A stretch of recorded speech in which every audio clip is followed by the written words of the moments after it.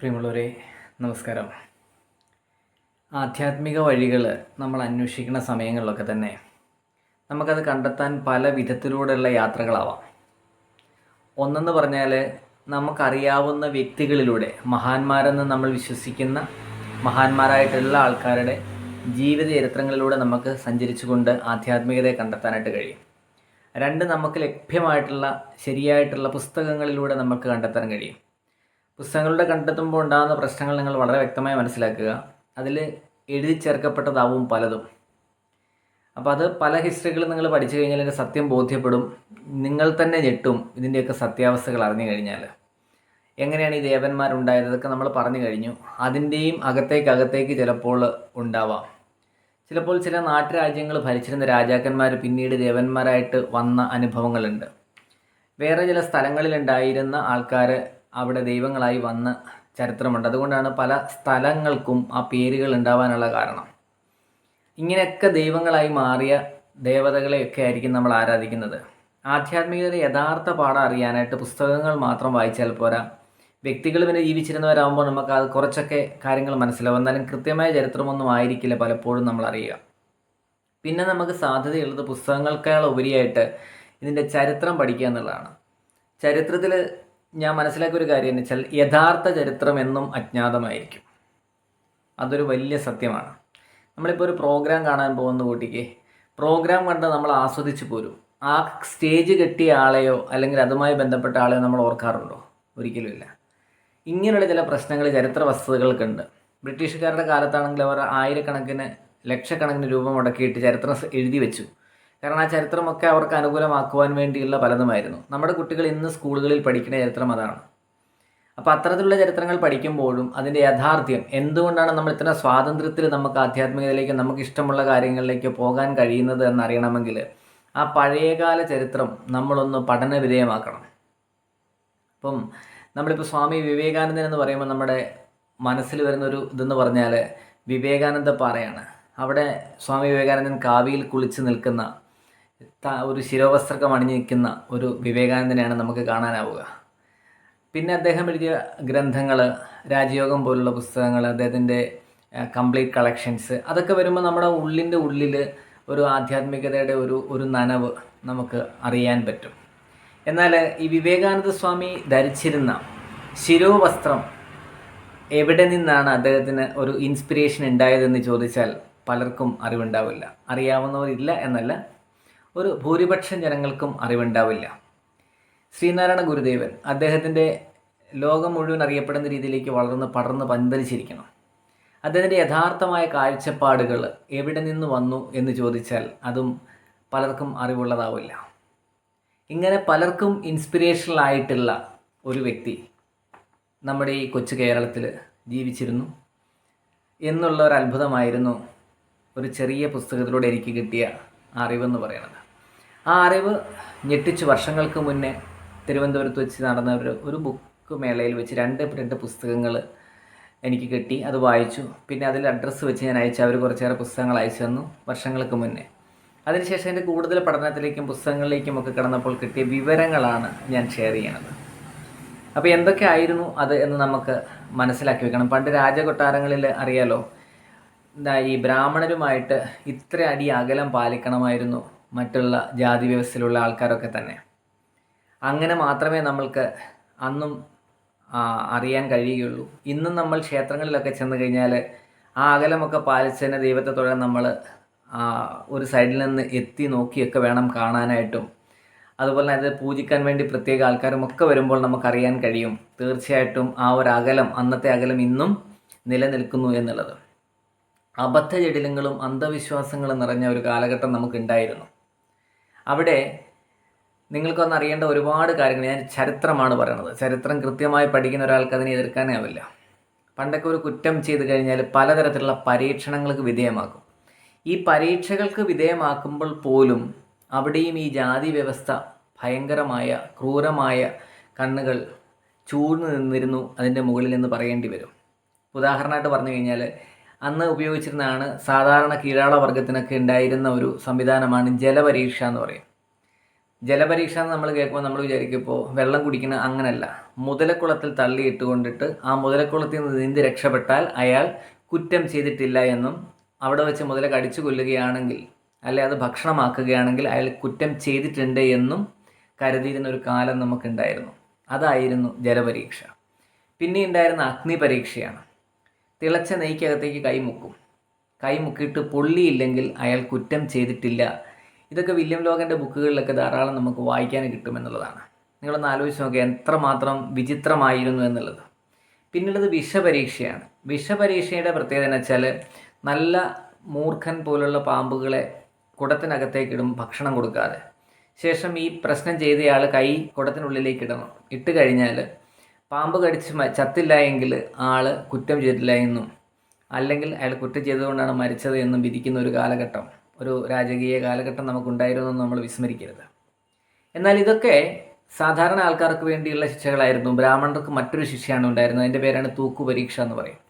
തൂക്കുപരീക്ഷ എന്ന് പറഞ്ഞാൽ പ്രശ്നമുണ്ടാക്കിയ ബ്രാഹ്മണർ ഒരു തുലാസിൽ തൂക്കിയതിന് ശേഷം അയാളെ ഇറക്കിയതിന് ശേഷം അയാൾ എഴുതിയ കുറ്റം ഒരു പേപ്പർ തുണ്ടിൽ എഴുതിയിട്ട് ആ പേപ്പർ തുണ്ടിനെ അയാളെ കൂടെ വീണ്ടും ഒന്നുകൂടി തൂക്കി നോക്കും. അപ്പോൾ അതിൽ തൂക്കം കൂടിയിട്ടുണ്ടെങ്കിൽ അയാൾ പ്രശ്നം ഉണ്ടാക്കിയിട്ടുണ്ട്. അപ്പോൾ അതിനുള്ള ശിക്ഷയും വളരെ നിസ്സാരമായ ശിക്ഷയിലേക്കായിരിക്കും വിധിക്കുക. ഒന്ന് ആലോചിച്ച് നോക്കാം, മനുഷ്യന്മാർ എത്രമാത്രം തുല്യരായി കഴിയേണ്ട ഒരു കാലഘട്ടത്തിൽ നിന്നാണ് ഈ ഒരു പ്രശ്നം ഉണ്ടായിട്ടുള്ളത്. ഇന്ന് നമ്മൾക്കതൊന്ന് ചിന്തിക്കാൻ കഴിയുമോ? ഇനിയും പണ്ട് വേറൊരു തരത്തിലുള്ള ശിക്ഷാവിധി നമ്മൾ പറയത്തില്ലേ, നീ എന്നെ ചിത്രവധം ചെയ്യരുത്. ആർക്കും അറിയില്ല, ഒരുമാതിരിപ്പെട്ട ആർക്കും അറിയില്ല ചിത്രവധം എന്താണെന്നുള്ളത്. വലിയ പാര പഴുപ്പിച്ചതിന് ശേഷം മലദ്വാരം മുതൽ നമ്മുടെ തൊണ്ടക്കുഴി വരെ അടിച്ച് കയറ്റിയിട്ട് തൂക്കിയിടുവരുന്ന ആളെ. അങ്ങനെ അയാൾ 2-3 ദിവസം വെള്ളമൊന്നും കിട്ടാതെ അങ്ങനെ മരിക്കണ ഒരവസ്ഥയാണ് ഈ ചിത്രവധം ചെയ്യുക എന്നുള്ളത്. ഒരുപാട് അതുപോലെ നികൃഷ്ടമായ ഇതെല്ലാം അനുഭവിച്ചിരുന്നത് സാധാരണപ്പെട്ട ജനങ്ങളായിരുന്നു എന്നുള്ളതാണ്. അവിടെയൊന്നും ഈ ദൈവങ്ങൾ ആരെയും രക്ഷിച്ചില്ല എന്നുള്ളതാണ് ഒരു സത്യം. ഇതെല്ലാം ഈ ദൈവത്തിൻ്റെ പേരിലും മതത്തിൻ്റെ പേരിലും വർഗത്തിൻ്റെ പേരിലും വർണ്ണത്തിൻ്റെ പേരിലും ഒക്കെ ഉണ്ടായിരുന്ന ചില കാര്യങ്ങളാണ്. ഇത് നമ്മൾ അറിഞ്ഞിരിക്കണം. ഇനി നമ്മൾ പറയില്ലേ, നമുക്കിപ്പോൾ ഒരു ഭാഷ, നമുക്ക് വർത്തമാനം പറയാം. ഇപ്പോൾ പണ്ട് ഞാനെന്ന് പറയുന്ന വാക്ക് സാധാരണ ഉപയോഗിക്കാൻ പാടേയില്ലായിരുന്നു. അടിയൻ എന്ന് പറഞ്ഞോണം. അപ്പോൾ ഒരു മുതലാളി വർഗം, വലിയൊരു വർഗത്തിൽ നിന്ന് ഒരാളൊരു ബ്രാഹ്മണൻ ചോദിച്ചാൽ എന്താണെന്ന് ചോദിച്ചാൽ അടിയൻ എന്ന് പറഞ്ഞ് നിൽക്കാനേ പറ്റുള്ളൂ. അത് കൊട്ടാരത്തിലെ ഈ പഴയ കാല ചരിത്രങ്ങളൊക്കെ എടുക്കുമ്പോൾ രാജാവിൻ്റെയൊക്കെ മുന്നിൽ നിൽക്കുന്നത് നിങ്ങൾ കണ്ടിട്ടുണ്ടോ? മേൽമുണ്ടൊക്കെ നമ്മൾ താഴേക്ക് പിടിച്ച് കുനിഞ്ഞ് അടിയൻ എന്ന് പറയുന്ന ഒരവസ്ഥ. ഇനിയും സാധാരണ ആൾക്കാർക്ക് ജീവിക്കുന്ന ആ സ്ഥലത്തിൻ്റെ പേര് നമ്മളിപ്പോൾ പറയില്ലേ, നമ്മുടെ വീട്ടിലാണ് നമ്മൾ താമസിക്കുന്നതെന്ന്. പണ്ട് അങ്ങനെ പറയാൻ പാടില്ലായിരുന്നു. കുപ്പപ്പാടി എന്നാണ് പറയുക. കുപ്പപ്പാടിയിലാണ്. ആ ഒരു ഭാഷ പോലും ഉപയോഗിക്കാൻ അന്ന് കഴിഞ്ഞിരുന്നില്ല. ഇനി നമ്മൾ കുടിക്കുന്നു എന്നിപ്പോൾ നമ്മൾ വളരെ സ്വാതന്ത്ര്യത്തോടെ പറയില്ലേ, പണ്ടുള്ള കീഴാള ജാതിക്കാർക്ക് അത് പാടില്ലായിരുന്നു. മോന്തുക അങ്ങനെ പറയാൻ പാടില്ലായിരുന്നു. അതിപ്പോഴും പലപ്പോഴും പല വീടുകളിലും പഴയ ആൾക്കാർ ഉപയോഗിക്കുന്ന ഒരു വേർഡായിട്ട് ഞാൻ കേട്ടിട്ടുണ്ട്. ഇനി ചിന്തിക്കുകയില്ലേ, നമ്മൾ മനസ്സുകൊണ്ടാണ് ചിന്തിക്കുന്നത്. അപ്പോൾ നമ്മൾ സാധാരണ മനസ്സുകൊണ്ട് ചിന്തിക്കുന്നു പറയുമ്പോൾ അവർ പഴയ മനസ്സുകൊണ്ടേ ചിന്തിക്കാൻ പാടുള്ളൂ.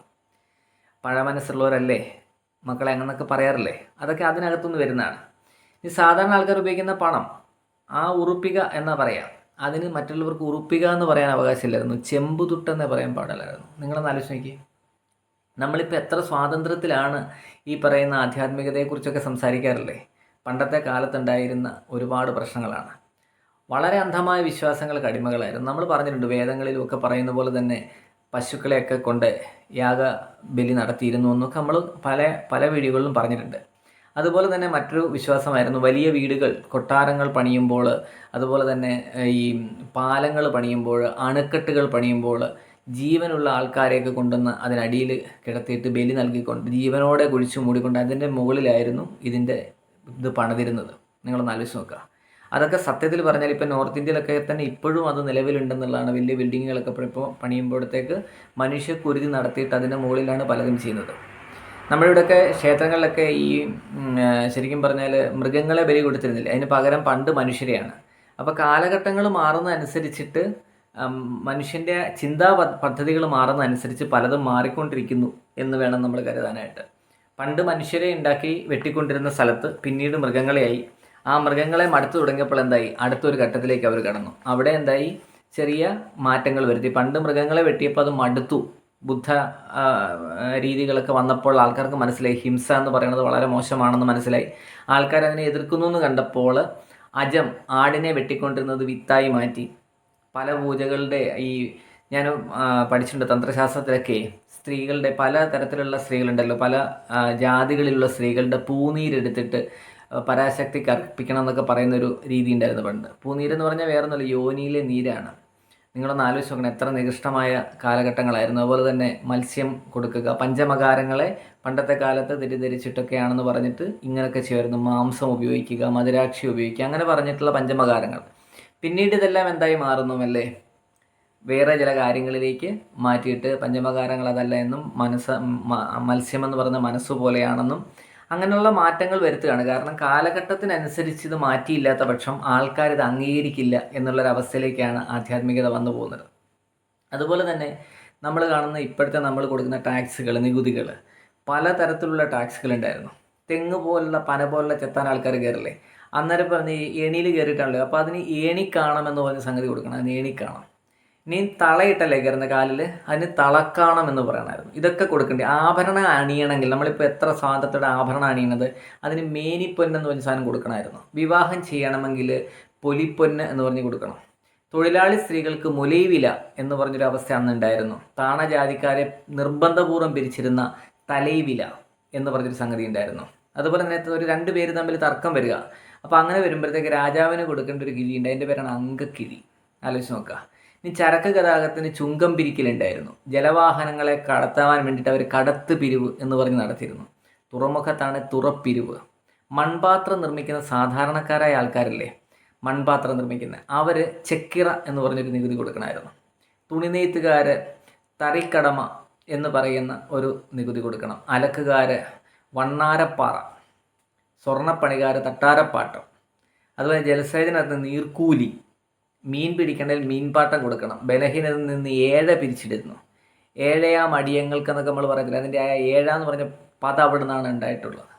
ചെറിയ കുറ്റങ്ങളില്ലേ, അതിനൊക്കെ കൊടുത്തിട്ടാണ് തപ്പ് കൊടുക്കുക എന്ന് പറയും. സ്ത്രീകളെ എന്തെങ്കിലും കുറ്റങ്ങളൊക്കെ ചെയ്ത് വേശ്യാവൃത്തിയിലൊക്കെ പിടിച്ച് പ്രശ്നം ആയിക്കഴിഞ്ഞാൽ അവളെ അടിമയായിട്ട് വിൽക്കാറുണ്ടായിരുന്നു അന്നത്തെ കാലത്ത്. അങ്ങനെ വിൽക്കുന്ന സമയത്ത് പുലയാട്ട് പെണ്ണെന്ന് പറഞ്ഞൊരു നികുതി കൊടുക്കണമായിരുന്നു. അടിമകളുടെ ഉടമസ്ഥന്മാരല്ലേ, അടിമകളെ സൃഷ്ടിച്ച് അവരെ പിടിച്ച് അടുത്ത ആൾക്ക് വിൽക്കുന്നവരൊക്കെ ഉണ്ടാവും. അപ്പോൾ എത്ര അടിമകളുണ്ടോ അടിമകൾക്കനുസരിച്ച് അടിമക്കാൾ എന്ന് പറയുന്നൊരു നികുതി അന്ന് കൊടുക്കണമായിരുന്നു. എത്ര മാത്രം നികൃഷ്ടമായൊരു ജീവിത സാഹചര്യമായിരുന്നു അന്നുണ്ടായിരുന്നതെന്ന് ഞാൻ ഈ പറഞ്ഞ കാര്യങ്ങളൊക്കെ മനസ്സിലാക്കി കഴിഞ്ഞാൽ നിങ്ങൾക്ക് വളരെ വ്യക്തമായി പിടികിട്ടും. ഇവിടെ നിന്ന് നമ്മൾ ഈ പറയുന്ന ആധ്യാത്മികത എന്നാണ് യഥാർത്ഥത്തിൽ ഉണ്ടായത്? വെറുതെ നിങ്ങളൊന്ന് ചിന്തിച്ചേട്ടെ. എത്രയോ പേരുടെ കഷ്ടപ്പാടുകളായിരിക്കും ഇന്ന് നാം കാണുന്ന നമ്മുടെ ഈ സുഖജീവിതം. ഈ പറയുന്ന നികുതികളൊക്കെ ഡയറക്റ്റായി ഇൻഡയറക്റ്റായും ഒക്കെ നമ്മളിപ്പോഴും കൊടുക്കുന്നുണ്ടോ എന്ന് ചോദിച്ചാൽ അത് നിങ്ങളുടെ സ്വന്തം അനുഭവത്തിൽ നിന്ന് എടുക്കുക. ഇതിനൊക്കെ എതിരെ പ്രവർത്തിച്ചവരാണ് ഒരുപാടായിട്ടുള്ള ആൾക്കാർ. അങ്ങനെ നമ്മുടെ തിരുവനന്തപുരം ഭാഗത്ത് ഉള്ള പൊന്നുമാടൻ നാടാരുടെയും വെയിലാളിൻ്റെയും മകനായിട്ട് മുടിചൂടും പെരുമാളെന്നറിയപ്പെടുന്ന നമ്മുടെ സ്വാമി പൂജാതനാവുകയാണ്. മുടിചൂടും പെരുമാളെന്ന് പറഞ്ഞാൽ അറിയാമല്ലോ, അങ്ങേ അറ്റത്തെ വാക്കാണ്. അത് അന്നത്തെ മേലാള വർഗത്തെ ആകപ്പാടെ പിടിച്ചുലച്ചു. കാരണം ഈ സാധാരണക്കാരായ നാടാർക്കാരെന്ന് പറഞ്ഞാൽ അന്ന് ഒരുപാട് വിഷമിച്ചിരുന്ന ഒരു കാലഘട്ടമായിരുന്നു. പിരിവുകളും പ്രശ്നങ്ങളും അടിയും ബഹളവും ഒക്കെ തന്നെ. അപ്പോൾ അന്ന് സമയത്തൊന്നും ഈ കാര്യങ്ങളൊന്നും അന്ന് അനുവദിച്ചിരുന്നില്ല. അന്ന് അവിടുത്തെ ഈ മാടമ്പിമാരെന്ന് പറയുന്നവർക്ക് മാത്രമായിരുന്നു ഈ തലേക്കെട്ട് കെട്ടാനുള്ള ഒരു സംവിധാനമൊക്കെ. അതൊക്കെ ശരിക്കും ഈ അയ്യ വൈകുണ്ഠ സ്വാമികൾ ശരിക്കും തലപ്പാവ് ധരിച്ച് കാണിച്ചു കൊടുത്തു എന്നുള്ളതാണ് ചരിത്രം. ആ തലപ്പാവാണ് നമ്മൾ ആദ്യം പറഞ്ഞ വിവേകാനന്ദ സ്വാമികൾ തലപ്പാവായിട്ട് ധരിക്കുന്നത്. അന്ന് ഇദ്ദേഹം ഒരുപാട് പ്രശ്നങ്ങളുണ്ടാക്കി. അതായത് എല്ലാവർക്കും സമത്വം വേണമെന്നുള്ള രീതിയിൽ പല കാര്യങ്ങളും ചെയ്തു. പക്ഷെങ്കിൽ അന്ന് ആരും അത് സമ്മതിച്ചില്ല. അതിനെതിരെ ഒരുപാട് പ്രശ്നങ്ങളുണ്ടാക്കി. ഇദ്ദേഹം ഒരുപാട് ആൾക്കാരെ ബോധവൽക്കരിക്കാനും കൂടെ നിർത്തിക്കൊണ്ട് ഇതിനെതിരെ പടപൊരുതാനും ഒക്കെ ശ്രമിച്ചു. ആദ്യം തന്നെ പ്രശ്നം ഉണ്ടാക്കിയത് ഈ മുടിചൂടും പെരുമാളെന്നുള്ള വാക്ക് പറ്റില്ല, അതെടുത്ത് കളയണമെന്നായി. ഈ പറയുന്ന പൊന്നുമാടനൊക്കെ തന്നെ ഒരുപാട് നിർബന്ധിതരായി അവസാനം മുത്തുക്കുട്ടി എന്ന് പേര് പറഞ്ഞു. അവിടെ ആ മുത്ത് എന്നുള്ള പേര് കൊണ്ട് പ്രസിദ്ധനായി, ചുറുചുറുക്കോടെ വളർന്നു. മറ്റുള്ളവർക്ക് വളരെ ശക്തനായ ഒരു നേതാവായി വന്നു. അവസാനം ഇവരെയൊക്കെ കൂട്ടിയതിൻ്റെ പേരിൽ ആൾക്കാർ ചെന്ന് അന്ന് രാജാവിനോട് പ്രശ്നമുണ്ടാക്കി. രാജാവ് പറഞ്ഞത് സ്വാതിരുന്നാളാണ്. സ്വാതിരുന്നാൾ ഇദ്ദേഹത്തെ ഒരുപാട് പട്ടാളക്കാരെയൊക്കെ വിട്ടിട്ട് അയാളെ പിടിച്ചുകൊണ്ട് വരാൻ പറഞ്ഞു. അങ്ങനെ സ്വാമിയെ പിടിച്ചുകൊണ്ട് വന്നു. ഒരുപാട് ഉപദ്രവിച്ചു പറഞ്ഞാൽ അമിതമായി ഉപദ്രവിച്ചിട്ട് ശിങ്കാരത്തോപ്പ് ജയിലിൽ കൊണ്ട് പാർപ്പിക്കുകയാണ് ചെയ്തത്. അവിടെ പലതരത്തിലുള്ള പ്രശ്നങ്ങൾക്ക് അദ്ദേഹത്തെ പലതരത്തിലുള്ള വിഷയങ്ങളുണ്ടാക്കി. എന്നിട്ട് കൂടി അദ്ദേഹം ഒന്നിനും ഒരു കാര്യത്തിനും വിഷം കൊടുത്ത് കൊല്ലാൻ ശ്രമിച്ചു. ഒരുപാട് ദുഷ്ടത്തരങ്ങൾ ചെയ്തു വെച്ചു. പക്ഷെ അദ്ദേഹം അതിനൊന്നും തയ്യാറായില്ല. അവസാനം അദ്ദേഹത്തിനെ അവിടെ നിന്ന് ജയിൽ മോചിതനാക്കേണ്ടി വന്നു എന്നുള്ളതാണ് സത്യം. അങ്ങനെ ഒരുപാട് പ്രശ്നങ്ങൾക്കിടയിൽ വളർന്നു വന്ന ഒരു വ്യക്തിയായിരുന്നു. അദ്ദേഹത്തിൻ്റെ ഏറ്റവും വലിയ കാഴ്ചപ്പാട് ഇങ്ങനെയുള്ള കാര്യങ്ങൾ ഈ ഭൂമിയിൽ നിന്ന് തുടച്ചു നീക്കണം. സാധാരണക്കാരായ എല്ലാ ജനങ്ങളും ഒരുപോലെ വളരണം. അങ്ങനെയുള്ള ഒരുപാട് കാര്യങ്ങൾ അദ്ദേഹത്തിൻ്റെ മനോമുകുരത്തിൽ കൊണ്ട് നടക്കുകയും ഒരുപാട് തിയറികൾ, നിയമബന്ധിതമായിട്ടുള്ള കാര്യങ്ങൾ സാധാരണ ജനങ്ങൾക്ക് ഡെവലപ്പ് ചെയ്യാനുള്ള ഒരുപാട് കാര്യങ്ങൾ അദ്ദേഹം പറഞ്ഞ ഒരു വലിയ വാക്കാണ് എന്നെ ഏറ്റവും കൂടുതൽ സ്വാധീനിച്ചത്. അതായത് സന്യാസം എന്ന് പറഞ്ഞു കഴിഞ്ഞാൽ എല്ലാം ഇട്ടുകൊണ്ട് പുറത്തേക്ക് ചാടലല്ല, മറിച്ച് കുടുംബത്തെ നോക്കലാണ് യഥാർത്ഥ സന്യാസം. കുടുംബം വിട്ടുള്ള ഒന്നും തന്നെ അതിനകത്ത് ഉണ്ടാവരുത് എന്ന് പറഞ്ഞിരുന്നു. സന്യാസത്തെക്കുറിച്ചുള്ള നമ്മുടെ കാഴ്ചപ്പാടുകൾ എടുത്ത് മറിച്ച ഒരു സന്ദർഭമായിരുന്നു അത്. അതുപോലെ തന്നെ ഒൻറേ ജാതി, ഒൻറേ മതം, ഒൻറേ ദൈവം, ഒൻറേ അരശ്, ഒൻറേ നീതി എന്ന് ആദ്യമായിട്ട് പറഞ്ഞത് അദ്ദേഹമായിരുന്നു. ഒരേ ജാതി, ഒരു മതം, ഒരു ദൈവം, ഒരേ രാജാവ്, ഒരേ നീതി എന്ന് പറയുന്നത് ആദ്യമായി പറഞ്ഞു. അതിൽ നിന്നാണ് ശ്രീനാരായണ ഗുരുദേവൻ പാഠങ്ങൾ ഉൾക്കൊള്ളുകൊണ്ട് ഒരു ജാതി, ഒരു മതം, ഒരു ദൈവം, മനുഷ്യന് എന്ന് ചുരുക്കിയത്. അങ്ങനെയുള്ള ഒരുപാട് കാര്യങ്ങൾ അദ്ദേഹം ചെയ്തു. അതുപോലെ തന്നെ കണ്ണാടി പ്രതിഷ്ഠ എന്ന് പറയുന്ന ആദ്യമായിട്ട് ചെയ്യുന്നത് ഈ പറയുന്ന സ്വാമികളാണ്. അതൊക്കെ ഇപ്പോഴും നിങ്ങൾക്ക് അവിടെ ചെന്നാൽ കാണാൻ കഴിയും. അങ്ങനെയുള്ള ഒരുപാട് കാര്യങ്ങൾ അദ്ദേഹം ചെയ്തു വയ്ക്കേണ്ടി വന്നു. അങ്ങനെ അദ്ദേഹം പറഞ്ഞതാണ് സ്ത്രീകളെ ബഹുമാനിക്കണം, അവർക്ക് വേണ്ട കാര്യങ്ങൾ ചെയ്യണം, സ്വന്തം ഭാര്യയുടെ മുഖത്ത് മാത്രമേ നേരെ നോക്കാവൂ, മറ്റുള്ളവരുടെ ഭാര്യമാരുടെ മുഖത്ത് നോക്കി സംസാരിക്കരുത്, ഭാര്യയും അങ്ങനെ ആയിരിക്കണം. കുടുംബ ബന്ധങ്ങൾ ശക്തമാക്കാനുള്ള ഒരുപാട് കാര്യങ്ങൾ അദ്ദേഹം ഒരുപാട് അഖിലത്തിട്ട അമ്മാന എന്ന് പറഞ്ഞിട്ടൊരു ഗ്രന്ഥമുണ്ട്. അതിൽ വളരെ വിശദമായിട്ട് പറഞ്ഞിട്ടുണ്ട്. ഇതൊക്കെ വാങ്ങാൻ കിട്ടും. നിങ്ങൾ അയ്യാ വൈകുണ്ഠ സ്വാമികളെക്കുറിച്ച് പഠിക്കുന്നെങ്കിൽ ഈ ഗ്രന്ഥങ്ങളൊക്കെ ഒന്ന് മനസ്സിലാക്കി പഠിച്ചാൽ നിങ്ങൾക്ക് ഒരുപാട് ഗുണം ചെയ്യുമെന്നാണ് ഞാൻ പറയണത്. അപ്പോൾ അവിടെ നിന്ന് പാഠങ്ങൾ ഒരുപാട്. അതുപോലെ അദ്ദേഹത്തിൻ്റെ ചില പുസ്തകങ്ങളുണ്ട് അതീവ രഹസ്യങ്ങളായിട്ടുള്ളത്. സ്വർഗം മേളിലും നരകം താഴെ എന്നൊക്കെ നമ്മളെ പറഞ്ഞ് പഠിപ്പിക്കുമ്പോൾ അയ്യാ വൈകുണ്ഠനാഥൻ പറയുന്നു, സ്വർഗവും നരകവും അതല്ല, നിങ്ങളുടെ ഉള്ളിലാണ് ഈ 7-14 ലോകങ്ങൾ, അതലം വിതലം നിതലം എന്നൊക്കെ പറഞ്ഞ് നമ്മൾ പഠിക്കില്ല. അതെല്ലാം നമ്മുടെ ബോഡിയിൽ ഏത് പാർട്ടിലാണെന്ന് അന്നത്തെ കാലത്ത് എഴുതി വയ്ക്കുകയും കുണ്ടലിനിയെക്കുറിച്ചും മറ്റു കാര്യങ്ങളെക്കുറിച്ചൊക്കെ സവിസ്തരം പ്രതിപാദിക്കുകയും ചെയ്തിട്ടുള്ള അതീവ രഹസ്യമായ പുസ്തകങ്ങൾ, അദ്ദേഹത്തിൻ്റെ പഠനങ്ങളും എന്ന് പറഞ്ഞാൽ ഭയങ്കരമായ പ്രശംസനീയമാണ്. ഒരിക്കലും നമുക്കൊരു ആധ്യാത്മിക കുതുകിക്ക് തള്ളിക്കളയാൻ പറ്റുന്നതേ അല്ല. അതുപോലെ തന്നെ നിങ്ങൾ എപ്പോഴും ഓർക്കണം, നമ്മൾ എവിടെ ചെന്നെന്ന് പറഞ്ഞാലും ഏതൊരു ക്ഷേത്രത്തിലോ ഒരു പള്ളിയിലോ മസ്ജിദിൽ നിന്ന് കഴിഞ്ഞാലും നമ്മൾ ദൈവത്തെക്കാൾ മുന്നിൽ കാണുന്ന ഒരു സാധനമുണ്ട്, കാണിക്കവഞ്ചി എന്ന് പറയുന്നത്. അതിന് ഏറ്റവും കൂടുതൽ എതിർത്തിരുന്ന ആളാണ് അയ്യാ വൈകുണ്ഠ സ്വാമികൾ. അദ്ദേഹം ചെയ്തത് എന്നാ വെച്ചാൽ അദ്ദേഹം ശരിക്കും പറഞ്ഞാൽ പതികൾ സ്ഥാപിച്ചു. ആ പതികളിൽ ഈ പറഞ്ഞ പോലെ പൂജാരിമാരോ ഇനി അതല്ലെങ്കിൽ ഈ പറഞ്ഞ പോലെ തന്നെ കാണിക്ക വഞ്ചികളോ ഇല്ലാത്ത സ്ഥലങ്ങളായിരുന്നു. മനുഷ്യന് വിശ്രമിക്കുകയും സമാധാനത്തിലേർപ്പെടുകയും അവന് സമൂലം ചിന്തിക്കുവാനും പരിവർത്തനത്തിനും വേണ്ടിയുള്ള സംവിധാനങ്ങൾ മാത്രമായിരുന്നു അവയൊക്കെ തന്നെ.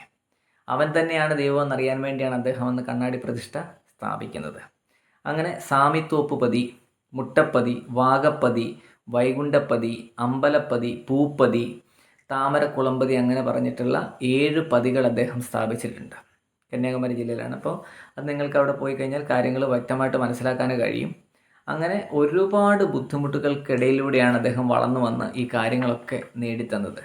ഇങ്ങനെ ആയിരക്കണക്കിന് ആൾക്കാർ അവരുടെ ജീവിതം മുഴുവൻ അടിയറവ് വെച്ചിട്ടുണ്ട്. നമ്മൾ ഈ ആഗ്രഹിക്കുന്ന വിധത്തിൽ നല്ല രീതിയിൽ നമ്മൾ ഈ പറയുന്ന ആധ്യാത്മികതയ്ക്കൊക്കെ പുറകിൽ ഇത്തരത്തിലുള്ള കൈകളുണ്ട്. ഇതൊന്നും പലർക്കും അറിവുള്ളതല്ല ഇതിൻ്റെ ഹിസ്റ്ററിയിൽ.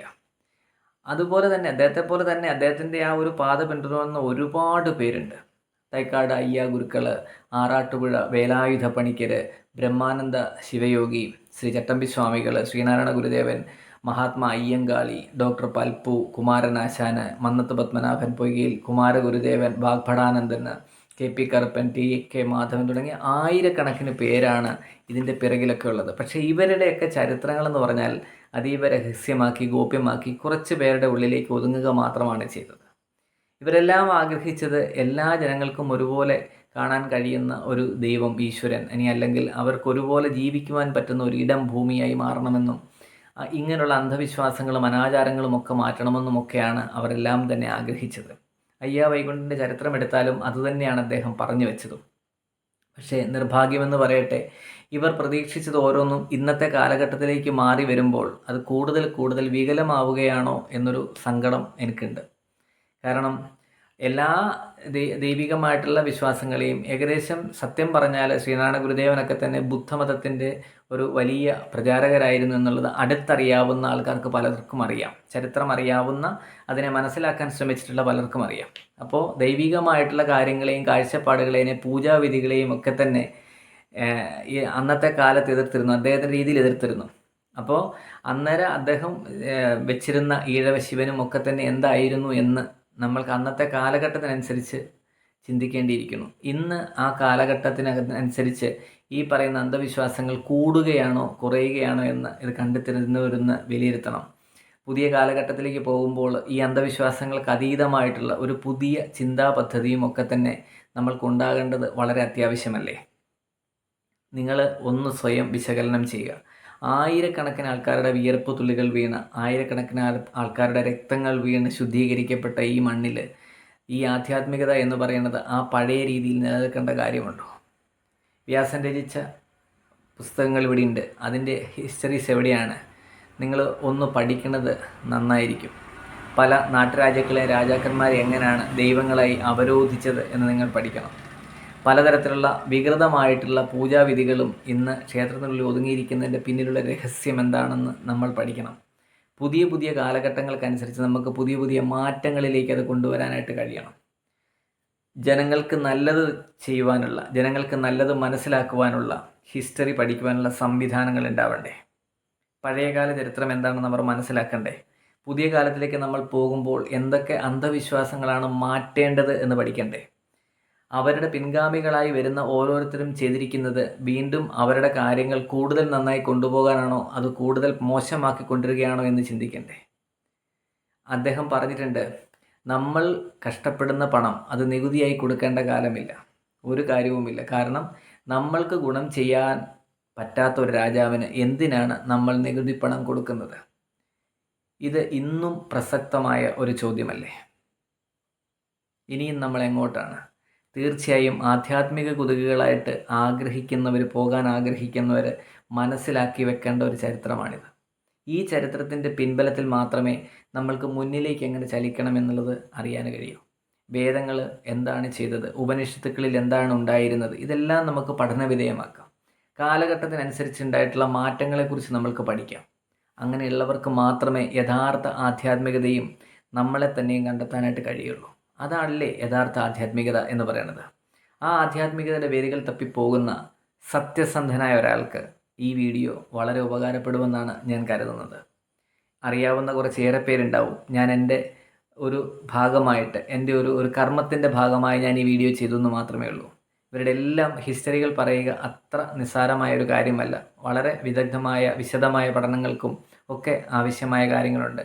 ഇപ്പോൾ ഏകദേശം ഞാൻ ആ വ്യക്തികളെ സൂചിപ്പിച്ചിരുന്നു എന്നുള്ളത് നിങ്ങൾക്ക് വളരെ മനസ്സിലായിട്ടുണ്ടാവും. അവരുടെ ഗ്രന്ഥങ്ങളും പുസ്തകങ്ങളും അവർ ചെയ്ത കാര്യങ്ങളുമൊക്കെ ഇന്ന് അവൈലബിൾ ആണ്.